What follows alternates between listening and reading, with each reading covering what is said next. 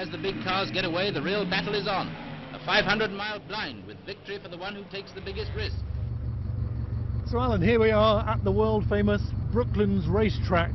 What would it have been like racing here in the 20s and 30s? Absolutely fantastic. You're up here on this big steep bumpy banking doing 120, 130 miles an hour. Really dramatic for the drivers and for the spectators.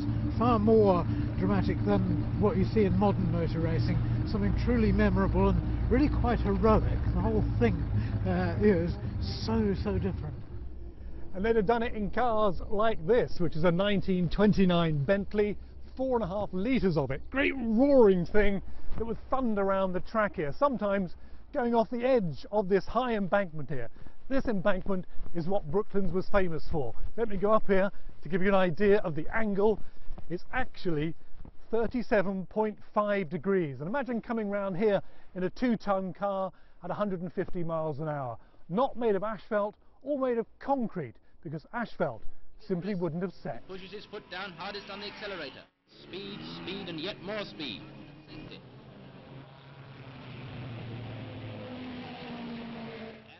But Brooklands isn't just about vintage cars and steep racing tracks. It's also home to a huge aviation industry, including this Sopwith Camel or this Hurricane that was built during the Second World War here and sent off to the Eastern Front, where it fought on behalf of the Soviet Union before being shot down by the German Air Force.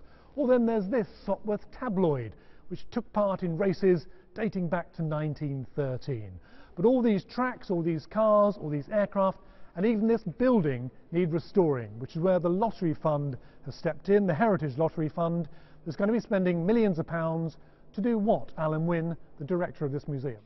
We're going to dismantle this hangar and move it, restore it, so that it can protect these aeroplanes properly. Once we've moved the building off here, it'll expose part of the original racetrack, and we'll be able to restore that as well and bring that back to use for motoring and other events. Will it be going back to the glory days of Brooklands? We're going to recreate as much as we possibly can of the glory days of Brooklands, both of them as a motor racing circuit and also as an aircraft factory, because this building will be an aircraft factory again when it's finished. Alan Wynne, thank you very much indeed. For a motoring or an aircraft enthusiast, there's a lot happening. It'll all take place over the next 18 months to 2 years before you can come and see this revamped Brooklands Museum.